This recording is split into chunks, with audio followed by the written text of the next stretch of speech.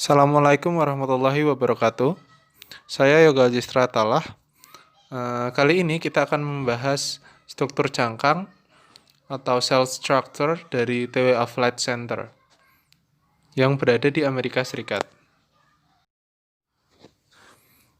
Terminal TWA atau TWA Flight Center ini berada di Bandara Internasional JFK di Amerika Serikat dan diresmikan pada tahun 1962, di mana pada tahun itu Bandara Internasional JFK masih bernama Edwards Airport. Bentuk secara keseluruhan masa dari TWA Flight Center ini menyimbolkan sayap burung yang tengah terbang. Hal ini tuh dimaksudkan sebagai simbol visi dari maskapai penerbangan. Motonya itu mendapatkan spirit penerbangan. Kemudian terminal ini didesain oleh arsitek Eero Saarinen, desainer berdarah Amerika Finlandia, dan dikenal sangat menyukai kurva. Kecintaannya ini terlihat dari bentukan masa TWA tadi yang sangat dinamis sekali dan bergaya futuristik. Siapapun yang mengunjungi terminal ini akan ikut merasakan masa jaya perjalanan udara di era 1960 dan 1970-an. Oke, sekarang kita bahas dari sisi struktur bangunannya. Jadi, TWA Flight Center atau terminal TWA ini menggunakan atau mengaplikasikan struktur cangkang, di mana pengertiannya sendiri adalah struktur cangkang merupakan struktur tipis berupa plat lengkung yang terbuat dari beton bertulang. Cangkang dibentuk untuk menyalurkan gaya yang diaplikasikan oleh tegangan membran, gaya tekan, tarik, dan geser pada bidang permukaannya. Karena ketipisannya tersebut, struktur sel memiliki ketahanan tekuk yang rendah, serta tidak cocok untuk beban terpusat, sehingga kita sangat sering melihat pengaplikasiannya pada atap bangunan yang lebar atau bangunan-bangunan yang besar.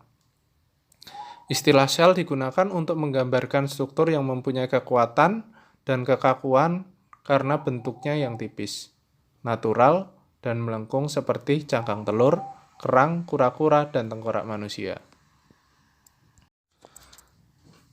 TWA Flight Center ini memiliki struktur cangkang pada atapnya dengan klasifikasi geometri dam atau kubah, di mana bentuk menyerupai sayap pesawat terbang atau sayap burung dengan struktur kubah beton.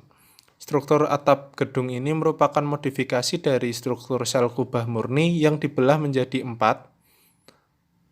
yang bebannya dipikul oleh 4 buah busur beton yang dibangun berdampingan dan nantinya bertemu pada satu titik di titik puncak. Bisa kita lihat dari gambar tampak atas dari terminalnya. Di situ terbagi menjadi 4 segmen shell structure, shell roof-nya. Kemudian disalurkan ke 4 buah kolom utama. Ya, ini gambar aksonometriknya bisa terlihat ada 4 pemikul utama yang terbuat dari kolom beton. Kemudian kolom beton ini berfungsi sebagai penyalur beban dari atas, dan secara keseluruhan TWA Flight Center ini terbuat materialnya itu yang paling menonjol adalah konkrit ya, atau beton. Kemudian untuk mengurangi kesan berat juga dipadukan dengan curtain wall atau kaca. Ya, ini terlihat detail dari kolom utama atau pemikul utamanya yang terbuat dari beton. Kemudian yang di sebelah kanan juga terdapat detail shell roof yang terbuat dari beton bertulang juga.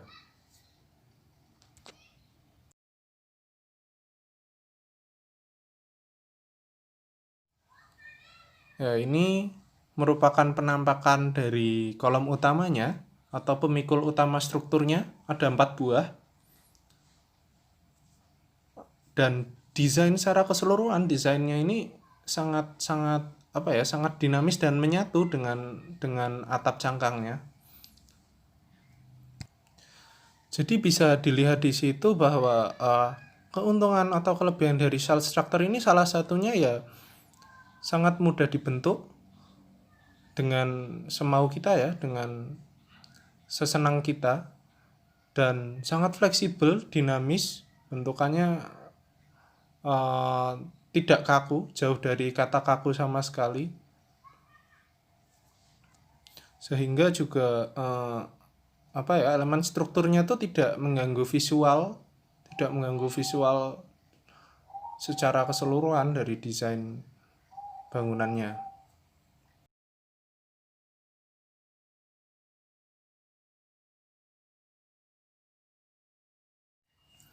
Kemudian penggunaan struktur cangkang ini juga berdampak pada ruang yang terbentuk di dalamnya ya, di mana ruang menjadi bebas kolom dengan bentangan yang sangat luas, serta desain bangunan itu tadi saya bilang lebih dinamis dan tidak kaku.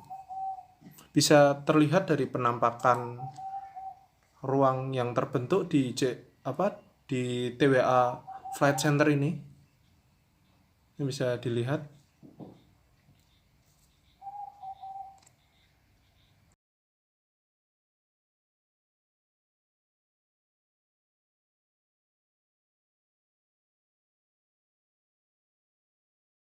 Sekarang kita bahas kelebihan dan kekurangannya.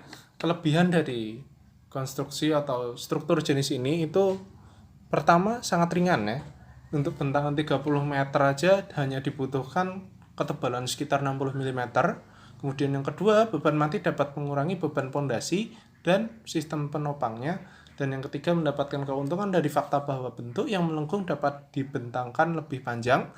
Kemudian dari sisi estetika, shell terlihat lebih bagus, lebih dinamis, lebih fleksibel untuk dibentuk dibandingkan dengan bentuk konstruksi lainnya yang mungkin dianggap beberapa arsitek itu mengganggu. Kemudian kekurangannya adalah untuk membangun sebuah bangunan dengan struktur jenis ini memerlukan biaya yang tinggi, yang nggak sedikit, kemudian waktu pengerjaan yang cukup lama, kemudian butuh ahli khusus juga, dan bahan itu harus homogen, sehingga material itu lebih solid dan mendapatkan kekuatan tertentu lah. Kemudian struktur jenis ini juga tidak kuat dengan menahan beban terpusat. Ya, kesimpulannya, penggunaan struktur cangkang atau shell ini sangat menguntungkan bagi bangunan-bangunan yang memiliki massa besar serta mewadahi aktivitas yang kompleks seperti terminal bandara contohnya. Seperti tadi ya, TWA Flight Center itu kan sebagai terminal bandara. Kemudian dari segi estetika juga penggunaan struktur cangkang dapat membentuk massa yang lebih dinamis dengan aksen-aksen lengkung. Bahkan struktur jenis ini juga memiliki umur yang panjang serta tidak memerlukan treatment khusus dalam merawatnya. Namun yang perlu diperhatikan memang perlu effort lebih lah untuk membangunnya. Dalam proses pembangunannya perlu ahli khusus karena memang harus menciptakan campuran yang homogen sehingga mendapatkan material yang kualitas tertentu untuk agar bangunan ini menjadi kuat dan sesuai standar. Ya, sekian dari saya. Wassalamualaikum warahmatullahi wabarakatuh.